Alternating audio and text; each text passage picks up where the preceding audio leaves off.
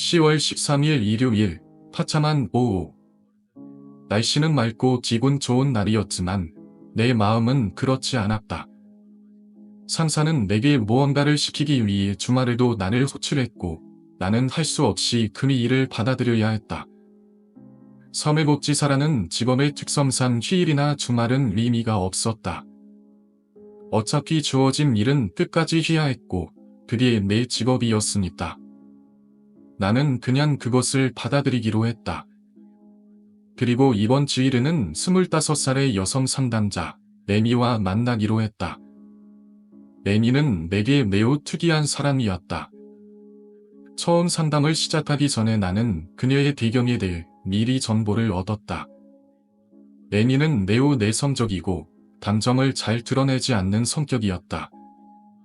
그녀의 과거는 그다지 밝지 않았고 부모님과의 관계에서 심각한 문제가 있었다. 예니가 상담을 시작하게 된 이유도 그 때문이었다. 예니는 자신을 정신적으로 아픈 사람이라고 표현하기도 했다. 나는 그 표현이 조금 불편했지만 그만큼 예니가 자신에 대해 솔직하다는 생각이 들었다. 처음 만난 예니는 감정이 없는 얼굴로 나를 바라보았다. 나는 예니에게 다가가며 조심스럽게 말을 걸었다. 안녕하세요, 예니. 오늘은 부모님에 대해 이야기해볼까요? 예니는 잠시 나를 쳐다보더니 아무런 감정 없이 조용히 대답했다. 엄마가 날 때려서 여기 왔어요. 그녀의 말은 예상치 못한 돌직구였다. 나는 잠시 멍하니 서 있었다. 그 말은 너무나도 직접적이고 충격적이었다. 레니가 겪고 있는 고통은 참상 이상일 거라는 생각이 들었다. 나는 숨을 고르고 나서 레니에게 물었다. 그럼 엄마가 왜 그런 걸까요? 이런 일이 자주 있나요? 레니는 나를 그대로 쳐다보며 무표정한 얼굴로 대답했다. 아니요, 항상 그런 건 아니에요. 엄마가 술을 마시고 나면 그렇게 되죠. 레니의 말은 끊임없이 나를 담아나게 만들었다. 술에 취한 어머니가 자주 그녀를 때린다는 말이 나는 더욱 충격적이었다. 그 이후 레니는 계속해서 말을 이어갔다. 엄마가 술을 마시고 나면 항상 내 방으로 와서 나를 때려요. 가끔은 내가 조금만 움직여도 소리 지르고 때려요. 그녀의 목소리는 차갑고 감정이 실려 있지 않았다. 나는 그녀를 다독이려고 했지만 그게 그리 쉽지 않다는 것을 깨달았다. 레니, 그건 내 잘못이 아니야. 내가 잘못한 게 아니란 걸 알아야 해. 레니는 고개를 끄덕였지만 그녀의 얼굴에는 여전히 감정이 잊히지 않았다. 나는 계속해서 그녀를 안심시키려고 애썼다. 엄마가 너를 사랑하지 않는 게 아니야. 그건 단지 그녀가 자신을 표현하는 방법이 잘못된 거야. 레니, 너는 아무것도 잘못한 게 아니야. 그 말을 들은 레니는 잠시 나를 바라봤지만 그 표정에는 변함이 없었다. 나는 계속해서 그녀를 위로하려 했지만 레니는 여전히 말을 하지 않았다. 그럼 엄마가 때리기 전에 무슨 일이 있었나요? 나는 다시 조심스럽게 물었다. 레니는 잠시 생각하다가 입을 열었다. 엄마는 술을 마시고 나면 항상 나를 때려요. 이유는 잘 모르겠어요. 그냥 그렇게 되죠. 레니의 말은 점점 더 불안감을 안겨주었다. 그녀는 그 어떤 감정도 표현하지 않았고 마치 모든 일이 그녀에게는 이미 일상이 되어버린 듯한 느낌을 주었다. 나는 레니를 계속해서 달래려고 했지만 그녀의 상태는 더 이상 내가 할 수 있는 일로 해결될 수 없을 것 같다. 레니, 내가 지금 겪고 있는 일이 너무 고통스러울 것 같다. 하지만 그게 내 잘못은 아니야. 엄마도 힘든 거야. 그녀도 아마 사랑하는 방법을 잘 몰라서 그런 거일 거야. 그 말을 던지자 애니는 고개를 끄덕였다. 하지만 그녀의 표정은 여전히 차가웠고 나는 그 표정이 뭔가 이상하다는 느낌을 받았다. 레미는 갑자기 입을 열었다. 아빠는 날 절대 안 때려. 아빠는 나를 사랑해요. 나는 안도의 한숨을 내쉬었다. 아빠나도 그녀를 사랑하고 있다는 사실에 조금은 마음이 놓였다. 애니는 계속해서 말했다. 아빠는 나를 절대 때리지 않아요. 아빠는 나를 사랑하고 내가 뭐든지 할 수 있도록 도와줘요. 나는 애니의 말에 마음이 놓였다. 그러나 애니는 그를 귀에 덧붙였다. 하지만 아빠가 돌아오면 엄마는 방에 들어가서 나오지 않아요. 그리고 엄마가 나를 때릴 때마다 아빠는 아무 말도 하지 않아요. 애니의 말은 그 자체로 너무나도 씁쓸했다. 부모의 이혼 문제도 그렇고 애니는 아버지의 사랑을 받으면서도 여전히 불안정한 다점 속에서 살아가고 있었다. 나는 애니에게 다시 물었다. 그럼 애니, 아빠와 엄마가 따로 살게 된다면 너는 어떨 것 같다. 애니는 잠시 생각한 후 대답했다. 엄마가 없으면 슬프긴 하지만 그래도 괜찮을 것 같다. 이 순간 나는 애니가 이미 그녀의 가족 상황을 어느 정도 받아들이고 있다는 느낌을 받았다. 하지만 동시에 그녀의 마음속에 여전히 해결되지 않은 문제가 있다는 것도 알게 되었다. 나는 애니를 계속해서 위로해주며 그녀가 겪고 있는 고통에 대해 함께 이야기하고 싶었다. 그런데 그때 애니는 갑자기 말을 멈췄다. 그리고 그녀의 표정이 다시 조금 이상해졌다. 애니, 무슨 일이 있나요? 나는 물어봤다. 애니는 나를 쳐다보며 천천히 입을 열었다. 그 사람은 아직도 나를 보고 있어요. 나는 순간적으로 당황했다. 그 사람이라고요? 누구요? 애니는 내게 가까이 다가오며 아무리 생각해도 나는 그 말을 이해할 수 없었다. 그 사람이 엄마의 아버지예요. 엄마가 어릴 때 겪었던 일이에요.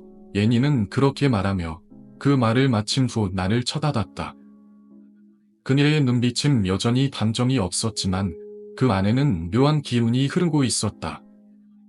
순간적으로 나는 그녀가 말하는 그 사람에 대해 뭔가 이상한 느낌을 받았다. 그 사람이 지금도 애니를 보고 있다는 말이 점점 더 무겁게 다가왔다.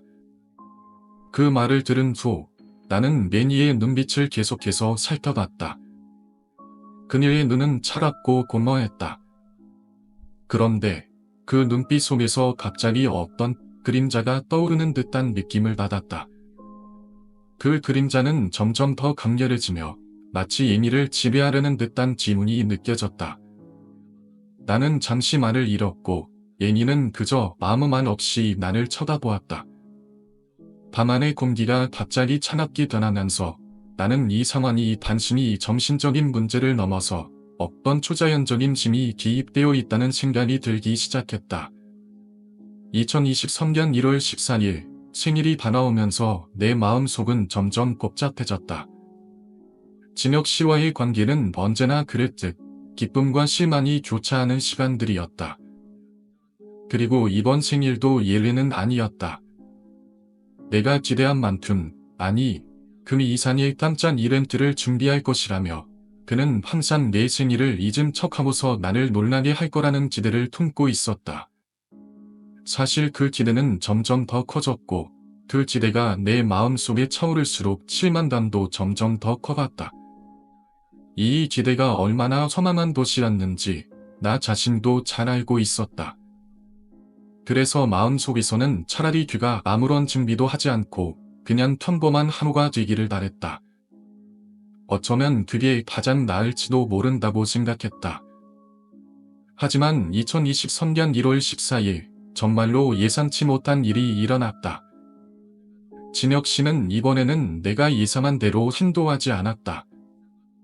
내가 그에게 원하는 것이 무엇인지, 그리고 내가 얼마나 그에게 기대하고 있었는지, 그는 그런 내 마음을 전혀 눈치채지 못한 채 평소와 다르게 나를 놀라게 했다. 이번 생일, 진혁 씨가 나에게 준비한 선물과 이벤트는 내가 생각했던 것과는 전혀 다른 차원의 것이었다. 그가 데려간 곳은 평소와는 다른 고급스러운 레스토랑이었다. 그곳에서 우리는 맛있는 음식을 먹으며 대화를 나누었다. 그날 저녁, 진혁 씨는 나에게 생일 축하 인사를 건넨 작은 선물을 건넸다. 그 선물은 내가 원하는 퍼플리는 아니었지만 그가 고른 밤하는 그의 마음에 들었다. 사실 그가 고른 선물이 내 취향에 맞지 않는다고 느낄 때도 있었지만 그가 나를 위해 고심해서 선택한 선물이라는 점에서 나의 마음은 조금 풀렸다. 그리고 그가 나를 위해 준비한 것들이 하나씩 드러날 때마다 내 마음은 조금씩 편안해졌다. 그동안 내가 느낀 감정들을 한순간에 다 털어내기에는 시간이 부족했지만 그날만큼은 진혁 씨의 배려와 그의 변화를 느낄 수 있어서 다소 감동적이었다. 생일을 맞이한 나는 그가 준비한 선물을 받고 그와 함께 한 저녁에 대해 생각을 많이 했다. 평소에는 그와의 관계에서 자주 실망하고 화를 내었지만 그날만큼은 그의 변화가 나를 조금씩 변화시킨 것 같다. 과거에는 그의 작은 실수들이 나에게 큰 상처로 다가왔지만 이제는 그가 조금씩 달라지고 있다는 사실이 나에게 큰 위로가 되었다. 진혁 씨가 나에게 보여준 사랑과 관심은 그동안 내가 느껴왔던 아쉬움을 조금씩 치유해 주었다. 그리고 그와 함께 보낸 시간이 더 이상 불만으로 가득하지 않았다는 점에서 나는 조금 더 열린 마음으로 그를 받아들일 준비가 되어 있었다. 하지만 그날 내가 느낀 가장 큰 감동은 그가 나의 생일을 잊지 않고 기억해 주었다는 사실이었다. 그가 평소에는 자주 잊어버리던 것들이 이날만큼은 다르게 다가왔다. 내가 좋아하는 와인을 준비해주고 내가 좋아하는 음식들을 하나하나 기억해주는 그의 모습에서 나는 그가 얼마나 나를 신경 써왔는지 알 수 있었다. 그가 보여준 배려와 관심은 내가 그동안 상상했던 것보다 훨씬 더 컸다. 그가 준비한 생일 이벤트는 나에게 단순한 선물이 아니다. 그가 나를 얼마나 소중하게 생각하는지를 확인할 수 있는 순간이었다. 하지만 이 모든 일들이 내가 진혁 씨와의 관계를 계속 이어가야 할 이유가 되기에는 아직 부족했다. 나는 여전히 그와 함께 있을 때마다 느끼는 불안감을 떨쳐내지 못했다. 그는 내가 원할 때는 자주 나타나지 않았고 내가 원하는 방식으로 나를 대하지 않지도 했다. 그가 내 생일을 이렇게 특별하게 만들어준 것은 고맙지만 그것만으로 모든 것이 해결될 수는 없었다. 나는 여전히 그가 나를 얼마나 진지하게 생각하는지에 대해 의문을 품고 있었다. 그는 과연 나에게 진심으로 사랑을 느끼고 있는 것일까? 아니면 나에게 그냥 좋은 남자친구로서의 역할을 하려고 노력하는 것일까? 저녁이 끝나고 집으로 돌아오는 길, 나는 다시 한번 생각에 잠겼다. 진혁 씨와의 관계는 이제까지의 여러 해프닝과 갈등 속에서도 계속 이어져 왔다. 그가 나에게 줄 사랑과 관심은 분명히 나를 행복하게 했지만 내가 원하는 만큼의 안정감은 여전히 느낄 수 없었다. 오늘은 그가 나를 위해 노력하는 모습을 볼 수 있었지만 그가 내일도 그렇게 나를 위해 노력할지는 확신할 수 없었다. 나는 여전히 그와의 미래에 대해 확신이 없었고 그에 대한 미문이 계속해서 내 마음속에 떠오르고 있었다. 집에 돌아와 이 얘기를 쓰면서 나는 다시 한번 고민에 빠졌다. 내가 진혁 씨와 함께한 시간들, 그리고 그가 내게 보여준 사랑과 배려는 나에게 큰 의미가 있었다. 하지만 그럼에도 불구하고 나는 그와의 관계에서 계속 불안감을 느끼고 있었다. 그는 나에게 무엇을 원하는 것일까? 나는 그가 진심으로 나를 사랑한다고 느끼고 싶었지만 아직도 마음 한구석에는 그가 나를 진지하게 생각하는지에 대한 의문이 남아 있었다. 그 의문이 내 마음을 지배할수록 나는 그와의 관계를 계속 유지해야 하는지에 대해 다시 한번 고민하게 되었다. 2023년 1월 14일, 내 생일이었다. 평소처럼 아무렇지 않게 시작된 하루였지만 오늘만큼은 조금 다를 것 같다. 왜냐하면 내가 오랫동안 기다려왔던 그 사람이 나의 생일을 기억해주고 특별한 이벤트를 준비해주리라 생각했기 때문이다. 그 사람, 진혁 씨는 나의 마음을 누구보다 잘 아는 사람이다. 내가 좋아하는 음식, 나의 취향, 내 생일을 기억하는 것까지 모든 게 그에게는 너무 자연스러워 보였다. 내가 그를 만났을 때부터 그가 나에게 보여준 세심한 배려와 사랑은 항상 나를 감동하게 했다. 그의 말 한마디, 행동 하나하나가 나를 행복하게 만들었고 그를 바라보는 내 마음은 항상 따뜻했다. 그와 함께하는 시간이 지나갈 때마다 나는 점점 더 그에게 빠져들었고 그가 내 생일을 어떻게 준비했을지 상상하면서 마음속으로 조금은 설렘을 느꼈다. 올해는 꼭 특별한 선물을 준비했겠지. 내가 좋아하는 와인도 함께 준비했겠지. 아니면 예쁜 커플링이라도 준비했겠지? 그 생각이 내 머릿속을 맴돌았다. 그런데 식사를 하면서 그가 내게 준 특별한 선물은 정말 예산 밖이었다. 화려한 레스토랑에서 맛있는 음식을 먹고 있었고 음식 하나하나가 정말 훌륭했다. 하지만 그 무엇보다도 감동적이었던 건 그가 내 생일을 기억해주고 나를 위한 선물을 준비했다는 사실이었다. 그는 나를 위해 정말 많은 것을 준비했는데 마치 내 마음을 읽은 듯이 내가 원하는 모든 것들이 그 선물 안에 담겨 있었다. 내가 평소에 좋아한다고 했던 와인도 준비해 주었고 내가 좋아하는 음식을 빼놓지 않고 다 준비해 놓았다. 그야말로 내가 좋아할 만한 것들을 고른 그의 센스에 나는 정말 감동했다.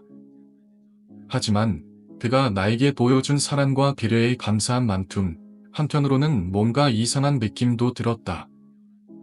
내가 그에게 이렇게 많은 것을 기대했던 것처럼 그 역시 나에게 뭔가를 기대하고 있지 않을까 하는 생각이 들었다. 그는 항상 나를 생각해주고 배려해주는 사람이다. 그가 준비한 이 모든 것들이 나를 위한 진심 어린 선물이라고 믿고 싶었지만 오늘따라 그의 얼굴이 좀 지쳐 보였다. 이전보다 더 많은 진움이 생긴 것 같았고 피로가 쌓여 보였다. 그것이 그냥 피로의 흔적일 수도 있지만 나는 그가 너무 무리하지 않았나 싶었다. 생일을 준비하는데 너무 신경을 쓴 나머지 자신을 돌보지 못한 건 아닐까 그런 생각이 들었다. 그럼에도 불구하고 나는 그의 준비된 모습을 보며 행복했다. 이 모든 것이 그를 위해 준비된 것이었으니까. 하지만 나의 행복은 그가 보여준 완벽한 모습을 따라가지 못하는 듯했다. 나는 그가 지금까지 보여준 모습이 진심에서 우러나온 것인지 아니면 단순히 내가 기대하는 만큼만 해준 것인지에 대한 의문이 들기 시작했다. 사실 그는 평소에도 그런 식으로 나를 위한 준비를 해왔지만 오늘은 뭔가 좀 달랐다. 내가 이런 생각을 하고 있는 동안 그는 내게 미소를 지으며 나의 생일을 축하해 주었지만 그 미소 뒤에는 뭔가 다른 감정이 숨어 있을지도 모른다는 생각이 들었다. 저녁이 지어가고 나는 그와 함께 걷고 있었다. 그가 나에게 아무 말 없이 걷는 모습에서 무엇인가를 느낄 수 있었다.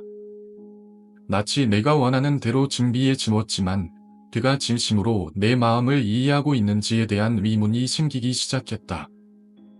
그는 나를 사랑한다고 말했지만 오늘같이 그가 나에게 아무렇지 않게 보내는 시간들이 내게는 불안감을 안겨주었다. 나는 그가 나에게 얼마나 신경을 쓰는 사람인지를 여전히 믿고 싶었지만 오늘의 그가 보여준 피로와 지친 모습은 내 마음속에서 여전히 희소되지 않은 의문을 치워갔다. 그리고 나서 예상치 못한 일이 벌어졌다. 진혁 씨가 나에게 데이트를 거부하고 몸이 안 좋다는 이유로 약속을 취소한 것이다. 나는 그가 나의 생일을 기억하고 특별한 날을 함께 보낼 줄 알았는데 그는 그것을 나에게 알리기조차 하지 않았다. 그의 얼굴을 떠올리며 내 마음속에서 무언가가 서서히 꺼져가는 느낌을 받았다. 나의 생일이라는 날이 이렇게 끝나버릴 줄은 상상하지 못했다. 그날 밤 나는 홀로진에 돌아와 깊은 상실감 속에 눈물을 흘렸다. 내가 원했던 건 그와 함께하는 시간, 그가 나를 위해 준비한 특별한 날이었는데 그것이 깨져버린 느낌이었다. 그날 밤 나는 그에게 다시 메시지를 보냈다. 오늘 정말 기분이 나빠. 왜 이렇게 됐어? 라고 묻자 그가 대답한 것은 몸이 안 좋다. 나중에 얘기하자 였다. 그의 대답은 너무나도 차가웠고 그가 나를 사랑한다는 말은 이제 더 이상 믿기 어려운 상황이 되어버렸다. 나는 다시 한번 그와의 관계를 생각했다. 그와 함께할 시간이 아깝기도 했지만 내 마음속에서 점점 커져가는 불안감이 나를 이끌고 있었다. 그날 나는 그의 바보 같은 행동에 지쳤다는 생각을 떨칠 수 없었다. 그리고 결국 헤어지기로 결심했다. 우리가 함께할 미래는 이제 더 이상 내 마음속에서 그려지지 않았다. 나의 생일은 결국 외로움과 손실감만 남긴 채 지나갔다. 그리고 나는 혼자서 그날을 마무리했다. 어느 날 나는 다시 그에게 연락을 했다. 우리가 이렇게 끝나는 게 맞을까? 라고 물었을 때 그가 대답한 것은 모르겠어. 나도 잘 모르겠어. 라는 답이었다. 나는 그 답을 듣고 다시 한번 생각했다. 우리가 함께할 미래가 없다면 헤어지는 것이 맞는 선택일지도 모른다고 느꼈다. 2008년 겨울의 끝자락에 나는 대학 신입생이 되었다.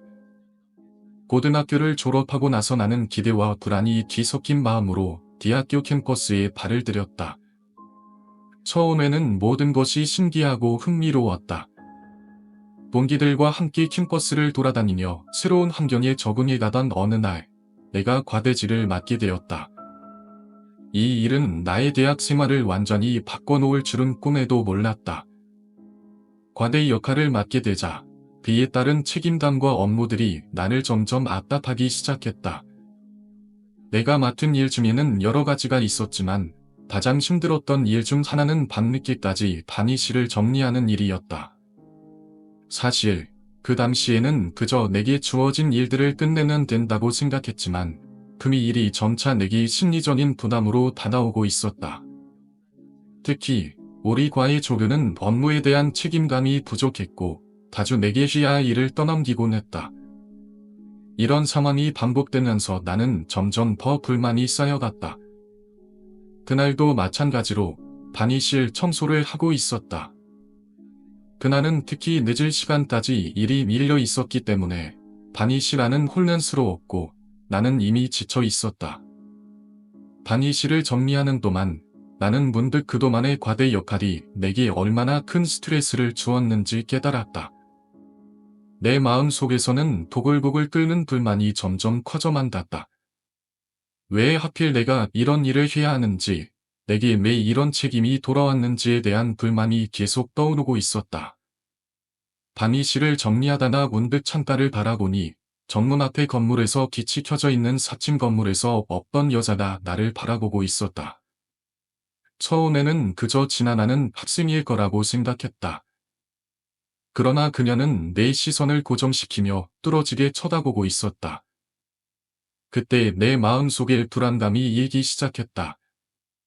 왜 그 여자가 나를 그렇게 바라보고 있을까? 그리고 왜 얼굴을 제대로 볼 수 없을까? 그녀는 밝은 빛 속에 있었고 얼굴이 그 빛 때문에 가려져 있었다. 나는 그 여자의 시선을 무시하고 다시 단위실 정리를 계속했다. 하지만 나의 마음은 계속해서 그 여자의 존재를 의식하고 있었다. 그 후로 시간이 조금 더 흐르고 단위실의 정리가 거의 끝나갈 무렵 나는 다시 한번 창가를 통해 그 여자를 보게 되었다. 이번에는 그녀가 나를 손가락으로 가리키고 있었다. 그 모습은 매우 기괴하고 불길했다. 그리고 순간적으로 그녀의 손끝에서 나는 이상한 기운을 느낄 수 있었다. 뭔가 나쁜 일이 일어나려고 한다는 직감이 들었지만 나는 그 생각을 무시하고 3층으로 올라갔다. 선층에 올라갔을 때 나는 다시 한번 기이한 현상을 겪게 된다. 화이트보드에 그려진 그림이었다. 그림 속에서 여자는 내게 손가락으로 가리키고 있었다. 하지만 그것은 단순한 그림이 아니었다. 그것은 내가 본 그 여자의 모습과 똑같이 그려져 있었다. 이 순간 나는 몸 전체에 소름이 돋았다. 그림을 지우려고 했지만 내 손이 떨려서 제대로 지을 수 없었다. 그리고 그 순간 나는 다시 창가를 바라보게 되었다. 이상하게도 창가에서 보던 여자가 이번에는 3층 창가에서 나를 응시하고 있었다. 여자는 여전히 내게 손가락으로 가리키고 있었고 나는 심장박동이 빨라지는 것을 느낄 수 있었다. 그 순간 내 마음은 완전히 두려움에 사로잡혔다. 내가 보던 여자가 단지 그림 속에서만 존재하는 것이 아니다. 이제는 현실에서도 존재하고 있다는 사실을 깨달은 것이다. 그리고 그 순간 나는 어떻게 해야 할지 모르게 되었다. 4층으로 올라가서 강의실을 정리하면서도 내 머릿속은 여전히 금이 여자에 대한 생각으로 가득했다. 내가 4층에 도달했을 때 또다시 화이트보드에서 그림이 그려져 있었다. 이번에는 손가락이 위쪽을 향하고 있었고 그것은 내가 본 여자의 손가락이 하늘을 가리키고 있는 모습이었다. 나는 이 상황을 빠르게 끝내고 싶었다. 내일 다시 똑같은 상황을 마주하고 싶지 않았다. 그래서 나는 서둘러 4층 강의실을 떠나려고 했다. 그 순간 내가 빠져나가려고 고개를 돌리는 순간 나는 그 그림이 점점 사라지고 있는 것을 봤다. 그리고 그 뒤로 나타난 다리였다. 그 다리는 건물 안에서 혼자 있는 내가 보았던 것은 확실히 아니었다. 그것은 점점 더 가까워지며 움직이고 있었다. 발끝에서부터 점점 더 올라가는 그 다리의 모습은 나를 얼어붙게 만들었다. 그 다리는 바로 내가 본 여자의 다리였다. 그녀는 그림에서 나왔다. 나는 빠르게 도망가고 싶었지만 몸이 움직이지 않았다. 그 여자는 점점 더 가까워지며 손가락을 내게 가리키기 시작했다. 그 순간 그녀의 눈에서 피가 흐르기 시작했으며 나를 향해 천천히 다가왔다. 내 몸은 얼어붙었고 내 심장은 미친 듯이 뛰고 있었다. 그녀는 나를 향해 손을 올리며 나를 가리키고 있었다. 그때 나는 정말로 죽을지도 모른다는 생각이 들었다. 그리고 그 순간 나는 그녀와 눈을 마주쳤다. 그녀의 얼굴은 불완전하게 보였고 눈에서 흐르는 피가 너무도 심심하게 보였다.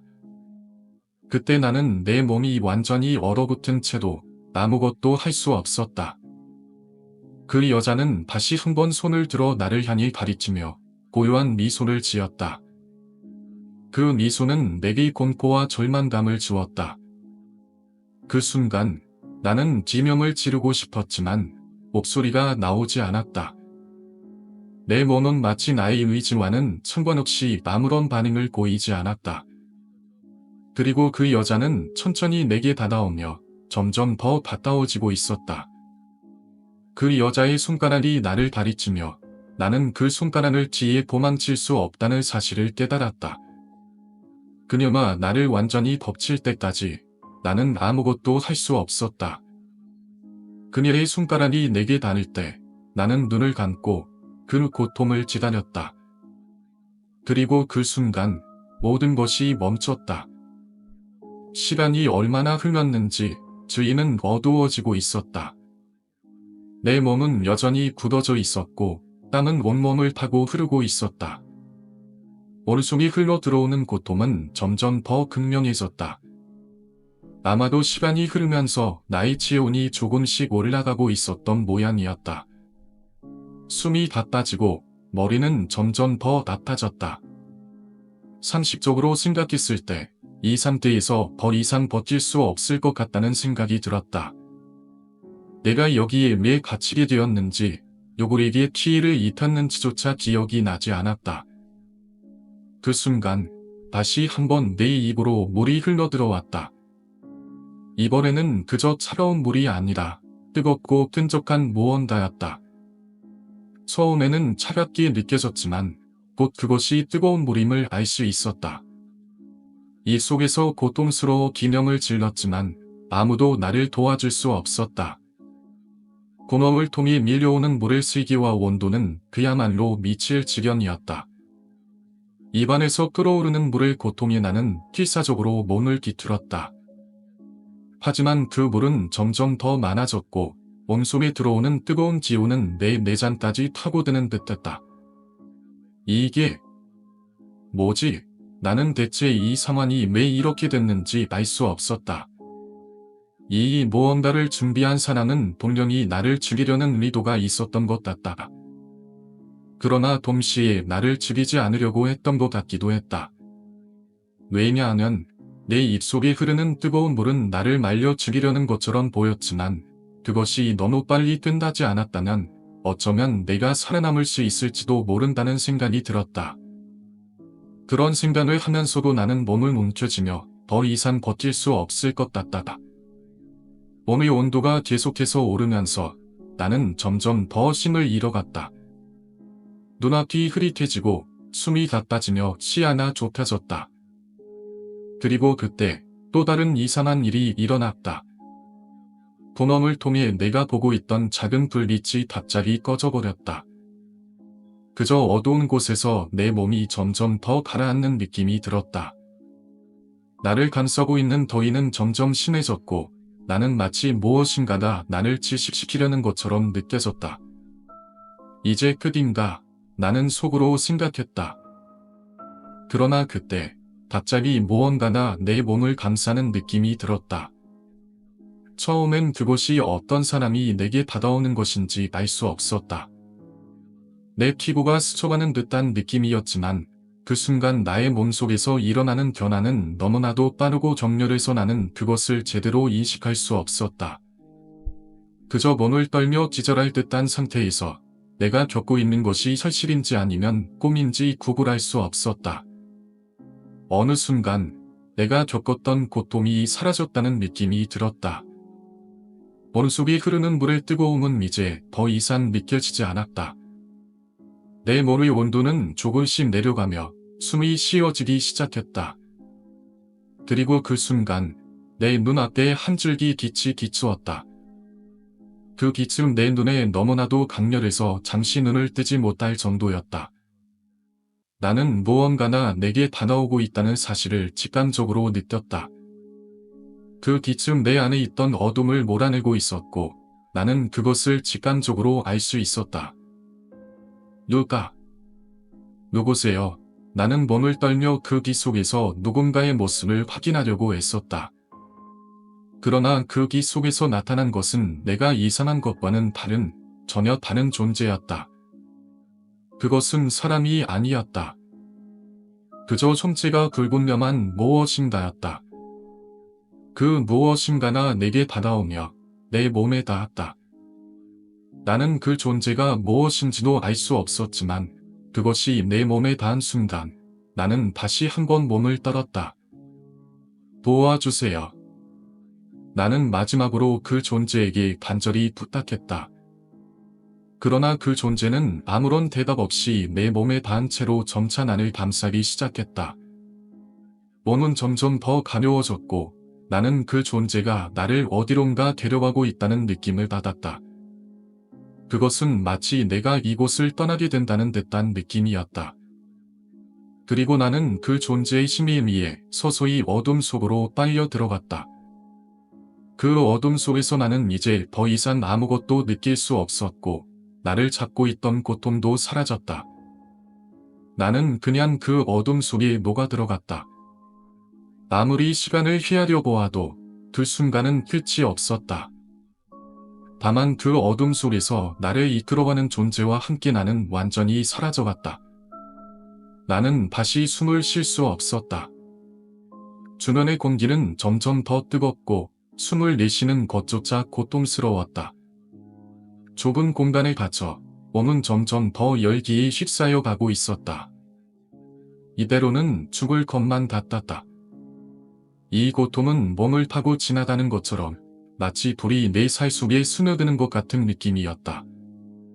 도망 하나 없는 작은 공간에서 그 뜨거운 공기만이 나를 압박하고 있었다. 나는 몸을 움츠리며 단심히 숨을 몰아쉬었다. 그때 갑자기 밖에서 남자의 목소리가 들려왔다. 차가운 중년 남자의 목소리였다. 고통스럽겠지. 숨이 막히는 기분도 알 것 같군. 하지만 왜 내가 이런 고통을 겪는지 알고 있나? 그 목소리는 나에게 충격을 안겨주었다.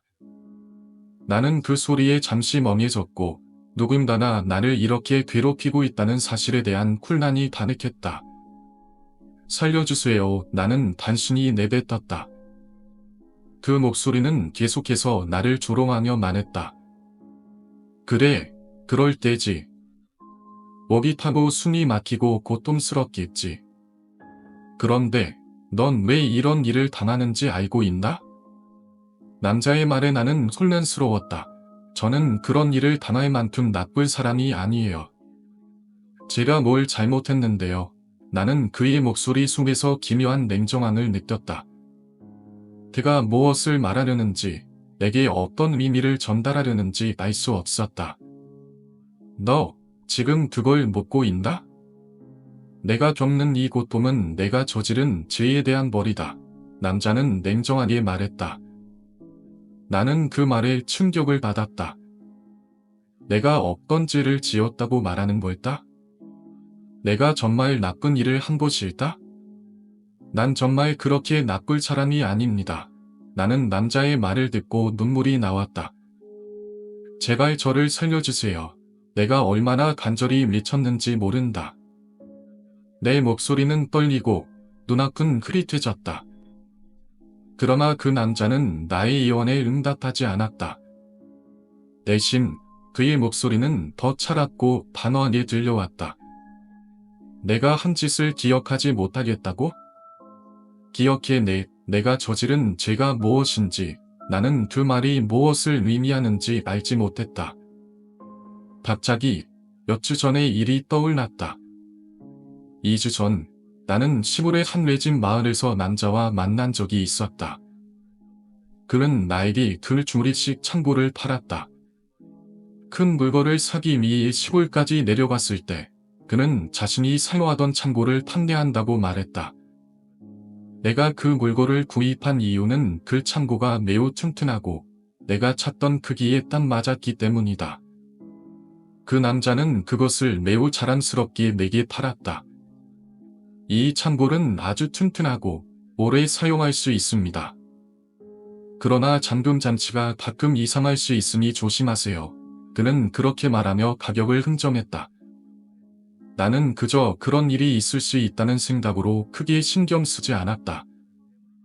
그렇게 거래는 마무리되었고 나는 창고를 집에 가져와서 설치했다. 하지만 그 후 며칠 뒤 내가 기억할 수 없는 일이 발생했다. 바로 그 남자가 내게 나타난 것이다. 그리고 그의 말에 따르면 내가 그 창고에서 어머니를 죽였다고 했다. 그 남자는 분명히 내게 원한을 품을 이유가 없다고 확신했다. 그런데 그는 말하기를 그 창고에 있었던 문제를 알지 못했을 때 어머니가 그 안에서 고통을 겪으며 죽었다는 것이다. 그 창고, 잠금 장치가 잘못되어 있었어. 문이 열리지 않았고 어머니는 그 안에서 뜨거운 열기와 고통을 견디다 결국 죽었어. 남자의 말에 나는 입을 열지 못했다. 그 말이 내 귀에 들리자 내가 겪었던 고통이 떠올랐다. 내가 그 고통을 겪었던 순간 내가 어머니에게 그런 고통을 준 것은 아닌지 그때 그 창고에서 일어난 일들이 모두 떠오르기 시작했다. 남자의 목소리는 계속해서 내 머릿속에서 울려 퍼졌다. 그렇다면 이제 너는 알겠지? 그 고통이 무엇인지. 내가 어머니의 고통을 온전히 갚아줄 테니. 남자의 말이 끝나자마자 나는 차가운 기운이 내 몸을 감싸는 걸 느꼈다. 고통스러운 기억들이 떠오르며 나는 그 고통을 다시 한번 느꼈다. 그때 내 몸은 다시 그 창고 안에 갇혀 있었던 것처럼 느껴졌다. 그 창고 안에서 나는 고통 속에서 살아남으려 했고 결국 그 고통이 나를 죽음으로 몰고 갔다. 이제 내가 그 고통을 충분히 느낄 시간이야. 남자는 다시 나를 잡아 일으켰다. 너는 이제 그 고통을 받게 될 거야. 내 어머니가 겪은 고통을 100배, 1000배로 갚아줄 거야. 그의 목소리는 그저 차가운 고통의 메아리처럼 들렸다.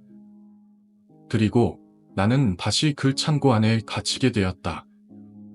그것은 단지 지옥 같았고 나를 더욱 고통스럽게 만들었다. 남자는 나를 다시 그 속에 집어넣고 차가운 잠금 장치를 다시 잠갔다. 나는 그곳에서 더 이상 숨을 쉴 수 없었다. 그 고통 속에서 나는 아무것도 할 수 없었다. 나의 의식은 점점 멀어져 갔고 나는 결국 그 고통을 끝내기 위해 몸을 비틀었다. 그 순간 나는 고통 속에서 떠나갔다. 내가 죽음에 이르게 되는 그 순간까지 남자의 목소리는 내 귀에 계속해서 울려 퍼졌다. 이게 너의 뜻이다. 이제 너는 내 어머니가 겪은 고통을 온전히 겪게 될 것이다. 이 이야기에서 중심이 되는 테마는 죽음과 그로 인한 후밀증입니다. 특히 죽은 자와 살아있는 자가 연결되는 방식, 그리고 그로 인한 심리적 고통을 중심으로 이야기가 전개됩니다. 이야기를 풀어내기 위해서는 민우와 민주라는 두 인물의 과거와 현재, 그리고 죽음 이후에 남은 물건들이 어떻게 사람들의 삶에 영향을 미치는지에 대해 탐구해야 합니다. 민우는 죽은 민주와의 마지막 기억을 가지고 있습니다. 그 기억이 그를 계속 괴롭힙니다. 민주가 자살한 후 민우는 자신이 그녀를 충분히 이해하지 못하고 그녀의 죽음을 맞지 못했다는 죄책감에 시달립니다. 그녀가 남긴 빨간 구두는 그 기억을 더욱 반하게 상기시킵니다. 그 구두는 단순한 물건이 아니다. 죽은 민주와의 연결고리도 민우의 삶에 큰 영향을 미치고 있습니다. 민우는 구두를 가지고 있는 동안 이상한 일이 일어나기 시작했다고 말합니다. 민주가 죽었음에도 불구하고 그녀는 여전히 민우의 앞에 나타난다고 주장합니다. 민우는 그 구두를 가지고 있던 시점부터 민주가 자꾸 자신에게 나타나기 시작했다고 고백합니다. 그는 그 현상을 이해하려고 하지만 점점 더 그 상황에 대한 해석이 불가능해져 갑니다. 그는 구두와 민주와 연관이 있다는 생각을 하고 그 구두를 통해 그녀가 자신에게 말을 걸고 있다는 착각에 빠집니다. 이러한 민우의 경험은 현실과 비현실의 경계가 흐려지는 상황을 보여줍니다. 그는 살아있는 사람으로서 죽은 민주가 계속해서 나타난다는 사실을 받아들일 수 없으면서도 동시에 그 사실을 부정할 수 없는 상황에 놓입니다. 이는 많은 사람들에게 흔히 겪는 심리적인 갈등을 상징적으로 보여줍니다. 민우는 죽은 민주를 잊고 싶지만 동시에 그녀와의 연결을 끊을 수 없는 상황에 처해 있습니다. 민우가 이야기하는 동안 그는 민주가 자신의 목숨을 끊은 이유를 파헤치려고 합니다. 그가 말하는 대로 민주가 왜 그런 결정을 내렸는지, 그녀의 죽음이 어떤 의미를 가지고 있는지를 이해하려고 애쓰지만 그 과정은 점점 더 그의 정신을 압박합니다. 민주가 자살한 이유를 알지 못하는 민우는 그 죽음을 받아들일 수 없고 그로 인해 계속해서 괴로워합니다. 죽음 후에 남은 것은 물질적인 것뿐만 아니다. 그 사람의 기억과 감정도 함께 남게 됩니다. 민우는 민주가 남긴 빨간 구두를 통해 그 기억을 계속해서 떠올리게 됩니다. 이 구두는 단순한 물건이 아니다. 민우에게 있어 민주와의 마지막 연결을 상징하는 중요한 존재가 됩니다. 구두를 통해 민우는 그녀의 죽음을, 그리고 그녀와의 관계를 계속해서 기억하게 됩니다. 이 기억이 그를 괴롭히는 원인이 됩니다.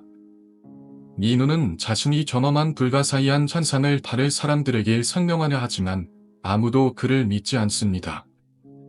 그는 귀신이 나타났다고 말하지만 그 말을 들은 사람들은 그를 미칠 사람으로 취급합니다. 그러나 민우는 그것이 현실이라는 것을 굳게 믿고 있습니다. 그의 이야기는 점점 더 혼란스러워지며 그는 더 이상 이 상황을 해결할 방법을 찾을 수 없다고 느낍니다. 그의 친구인 진우는 민우의 이야기를 들으니라 그가 정신적으로 어려움을 겪고 있다는 것을 알지만 그는 민우를 돕기 위한 방법을 찾지 못합니다. 민우가 말하는 것처럼 그의 말에는 진심이 담겨 있지만 그 말이 현실인지 아닌지 알 수 없습니다.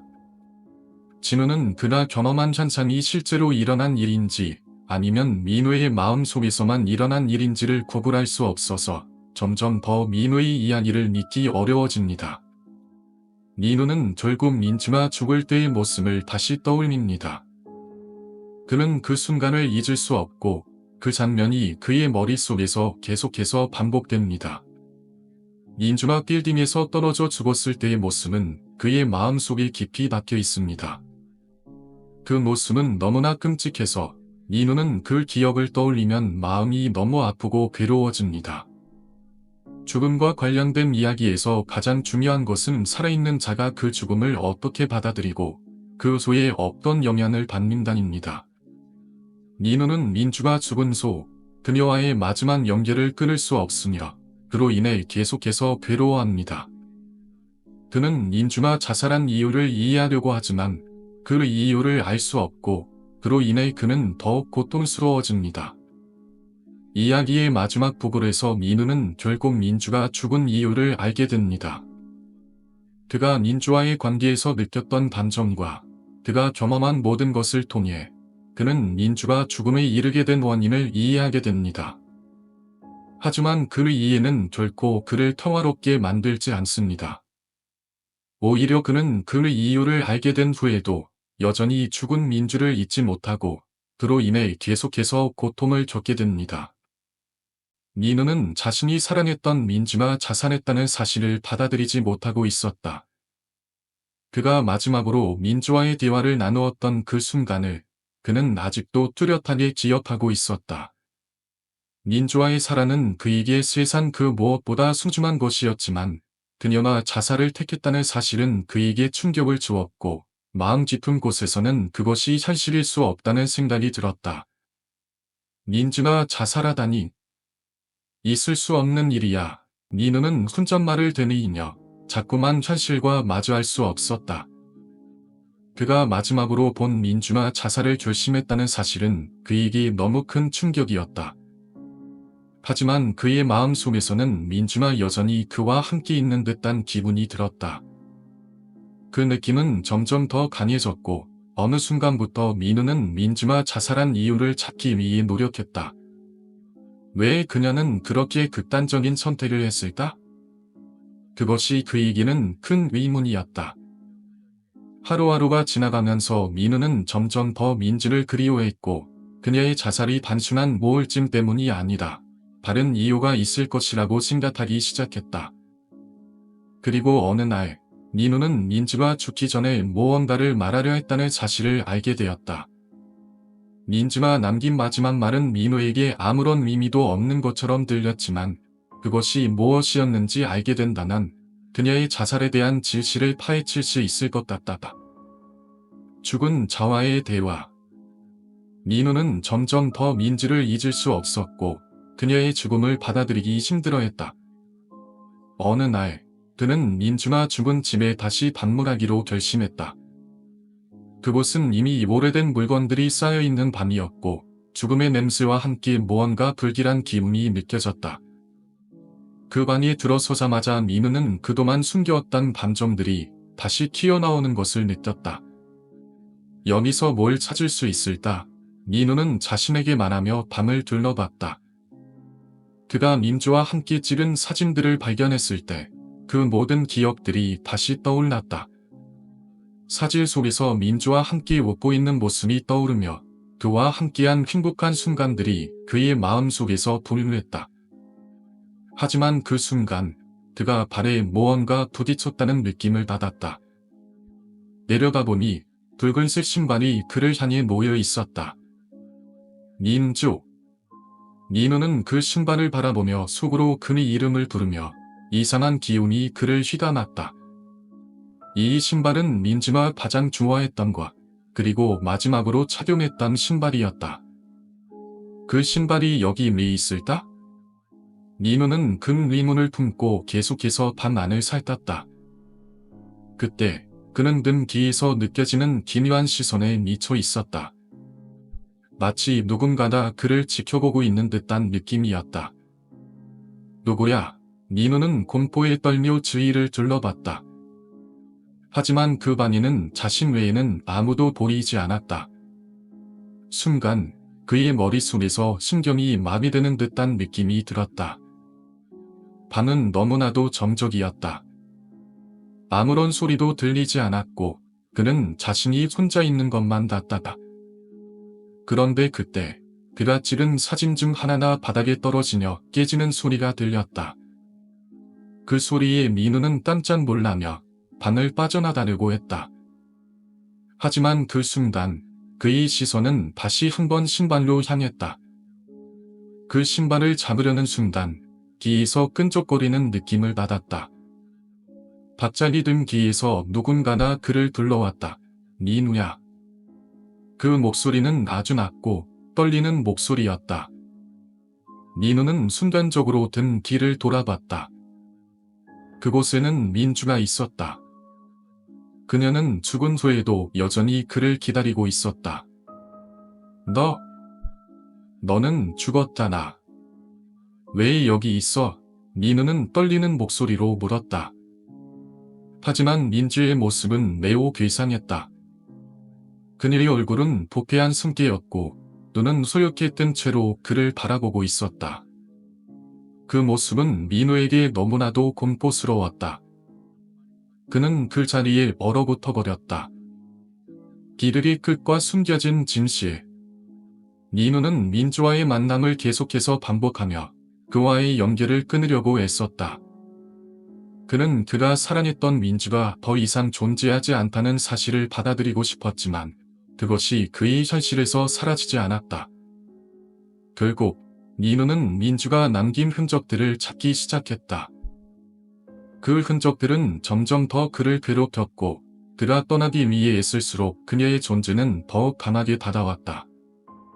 그는 자살을 선택했던 민주가 왜 그렇게 극단적인 결정을 내렸는지를 찾기 위해 그녀의 남은 유통들을 살펴봤다.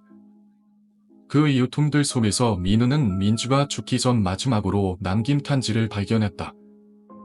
그 편지에는 그녀가 왜 그런 결정을 내렸는지에 대한 설명이 적혀 있었다. 민우야, 나는 내가 생각하는 것처럼 단하지 않아. 나도 그냥 세상의 끝에서 평화를 찾고 싶었어. 내가 남기고 가는 것은 너무나도 많지만 너는 나를 이해해 주길 바랐어. 그 편지를 읽으며 민우는 눈물을 흘렸다. 그는 민주가 왜 자살을 결심했는지를 비로소 알게 되었다. 그 편지 속에는 그녀가 느꼈던 고통과 혼자서 해결할 수 없었던 문제들이 담겨 있었다. 그리고 그 편지는 민우에게 중요한 교훈을 남기게 되었다. 죽음은 결코 끝이 아니며 살아있는 자들은 그 죽음을 받아들이고 극복해야 한다는 것이었다. Y씨는 금수로 점차 더 이상한 일들이 계속해서 일어났다. 처음에는 자고 있을 때 가끔씩 들리는 이상한 소리들, 문이 혼자서 열리고 닫히는 현상, 그리고 불이 저절로 꺼지는 일들이 있었다. 하지만 점차 그것들이 단순한 이상 현상이 아니라는 것을 깨닫게 되었다. 매일 밤, 그는 여자친구의 목소리가 점점 더 생생하게 들려왔다. 그것은 그가 처음 경험한 꿈속의 소리가 아니었다. 그것은 현실에서 그의 뒤에 직접 들려오는 소리였다. 하루는 출근길, 전철을 타고 가던 중 Y씨는 갑자기 어딘가에서 여자의 손길을 느꼈다. 왼쪽 어깨에서 무언가가 천천히 내려가고 있었고 그의 몸은 마치 누군가나 곁에 있는 것처럼 저절로 움츠러들었다. 그때 그는 순간적으로 여자친구의 손이 그의 어깨에 올려졌다는 느낌을 받았다. Y씨는 그 자리를 벗어나려고 몸을 돌렸지만 그 손길은 여전히 그의 어깨를 떠나지 않았다. 너는 날 잊을 수 없을 거야. 여자친구의 목소리가 다시 그의 귀에 맴돌았다. 그것은 그가 한 번도 들었던 적 없는 차가운 목소리였다.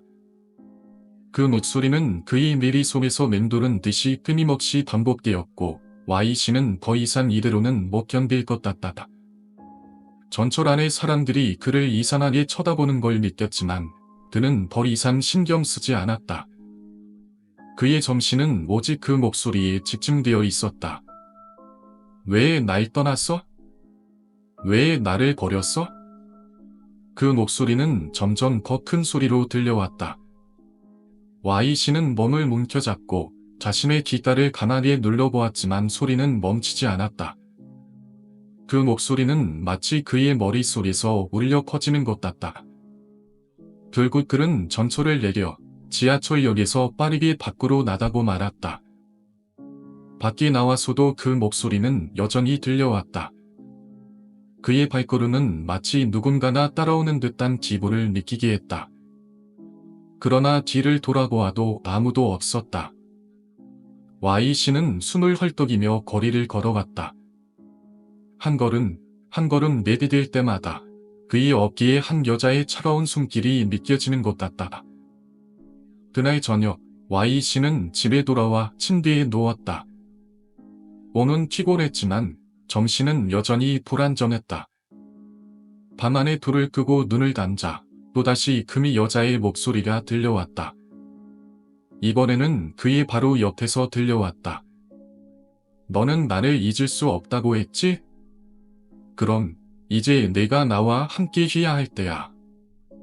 그 순간 Y씨는 눈을 크게 뜨고 침대에서 벌떡 일어났다. 그의 주변은 아무것도 변한 것 같지 않았지만 그의 머릿속에서는 불길한 소리가 계속해서 울려 퍼지고 있었다. 여자의 원혼이 점점 더 가까워지고 있다는 것을 그는 확신했다. 그녀의 원한은 단순한 고통이 아니다. 이제 Y씨의 삶을 지배하고 있는 악몽 같았다. 그는 그동안 그녀의 목소리가 들릴 때마다 그것이 단지 불안한 생각이나 상상에 불과하다고 믿으려 했다. 그러나 이제는 그 모든 것이 현실로 다가오고 있었다. 그는 더 이상 이 고통을 견딜 수 없었다. 눈을 감고 다시 잠에 들려고 했지만 그때마다 여자의 목소리가 그를 괴롭혔다. 너는 내가 원할 때 다시 만날 거라. 여자친구의 말은 여전히 그의 머릿속을 떠나지 않았다. Y씨는 점점 더 미쳐가고 있었다. 그는 어떤 방법이라도 그녀의 원혼을 떨쳐버릴 수 있을까 고민하며 마침내 결심했다. 그날 이후 그는 자신이 할 수 있는 모든 방법을 동원해서 그 원혼을 쫓아내기로 결심했다. 하지만 그것이 과연 가능할지 그는 전혀 알 수 없었다. 그는 고등학교 시절 그가 방문했던 그 귀신이 나온다는 건물을 다시 찾아갔다. 그곳에서 여자친구와 함께 발견한 제사상과 그 돌이 어떤 의미가 있었는지 알기 위해서였다. Y씨는 그 돌을 던진 후 여자친구가 그날 밤 전철에서 사고를 당한 이유가 그 돌과 관련이 있다는 확신이 들었다. 그 돌이 어떤 저주를 가지고 있었는지 그걸 되돌려 놓지 않으면 더 큰 재앙이 일어날 거라는 두려움이 그를 사로잡았다. 그는 그 건물에 다시 들어가 제사상이 있었던 자리로 돌아갔다. 그러나 그곳은 이미 아무것도 남아있지 않았다. 제사상도 그 돌도 아무것도 없었다. 그저 빈 공간만이 있을 뿐이었다. Y씨는 그 순간 모든 것이 엉망이 되어버린 것 같다. 하지만 그는 포기하지 않았다.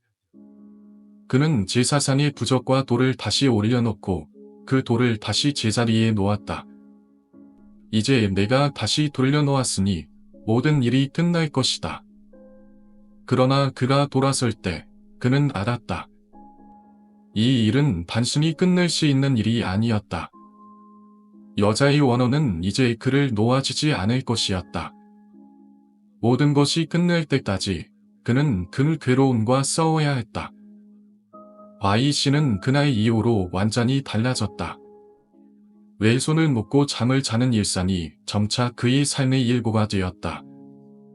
한동안은 그것이 일시적인 현상이라고 생각했지만 어느새 그의 몸과 마음은 그 끔찍한 습관에 길들여졌다. 때때로 그는 자신의 왼손을 묶지 않으면 잠을 잘 수 없다는 사실에 괴로워했다. 하지만 그 괴로움을 넘어설 방법은 없었다. 그의 생활은 점점 더 폐쇄적이고 고립된 방식으로 변해갔다.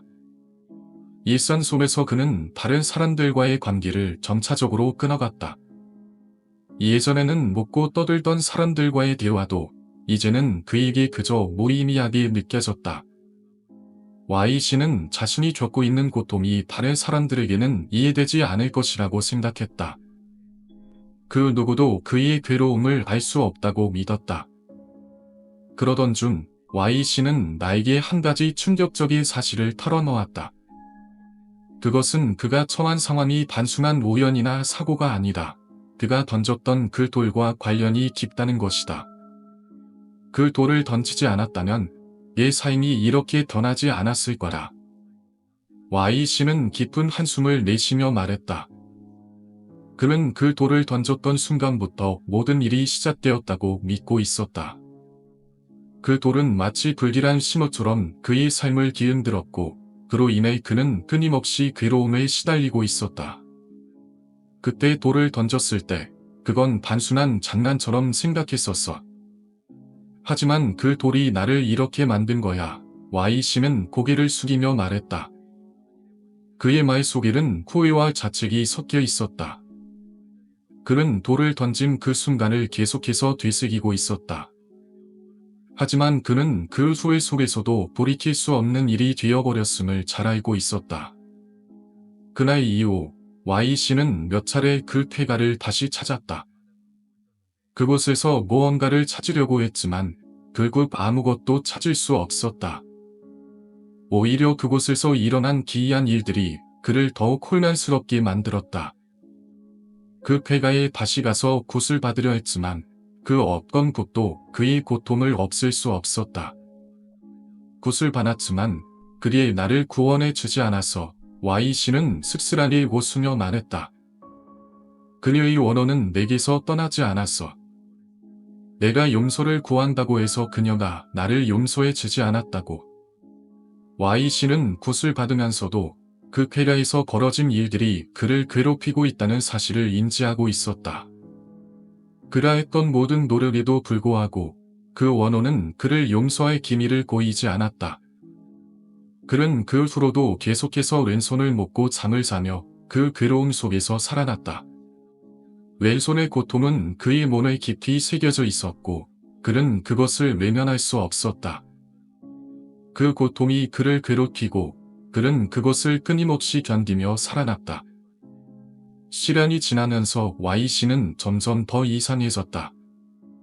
그는 이제 왼손을 먹고 잠을 자는 것이 일상이 되어버린 상태였다.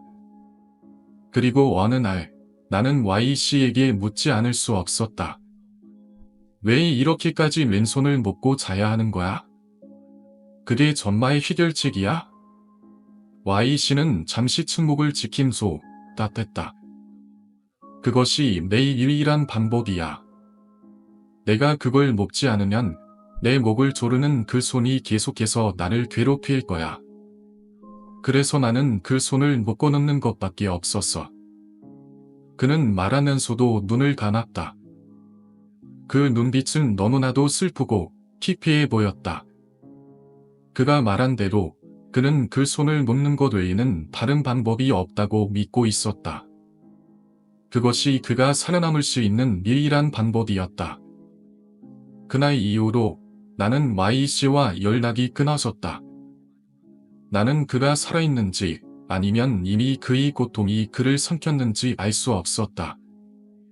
그의 이야기는 내 마음속에 깊이 새겨졌다. 그는 아마도 여전히 그 끔찍한 일상 속에서 살아가고 있을 것이다. 만약 그가 살아있다면 그는 아마도 지금도 그 괴로움 속에서 싸우고 있을지도 모른다. 그의 이야기는 나에게 큰 충격을 주었다. 그가 던졌던 그 돌, 그리고 그 돌이 불러일으킨 괴로움은 그의 삶을 영원히 바꿔놓았다. 그리고 그 괴로움 속에서 그는 계속해서 살아가야 했다. 나는 그에게 더 이상 도움을 줄 수 없었고, 그저 그의 고통을 지켜볼 수밖에 없었다. 그의 이야기를 들으며 나는 하나의 중요한 질문을 던졌다. 만약 내가 그 돌을 던지지 않았다면 내 선도 이렇게 변했을까? 그 질문은 나에게 계속해서 떠올랐다. 그때 던졌던 그 돌이 혹은 다른 어떤 결정이 내 삶을 바꿔놓을 수 있다는 사실을 생각하게 만들었다. 이 이야기는 끝나지 않았다. Y씨의 고통은 계속해서 이어졌고 그의 이야기는 나에게 깊은 여운을 남겼다. 내가 Y씨처럼 고통을 겪게 된다면 나는 어떻게 살아날 수 있을까? 그 고통 속에서 살아남기 위해서는 어떤 방법을 선택해야 할까? 나는 그의 이야기를 들으면서 인간의 선과 운명에 대한 깊은 성찰을 하게 되었다. 우리의 선택과 행동이 우리의 미래를 어떻게 바꿀 수 있는지, 그리고 그로 인해 우리가 겪을 고통이 얼마나 큰지를 생각하게 만들었다. 그날 이후 나는 Y씨를 다시는 볼 수 없었지만 그의 이야기는 여전히 내 마음 속에서 살아 숨쉬고 있었다.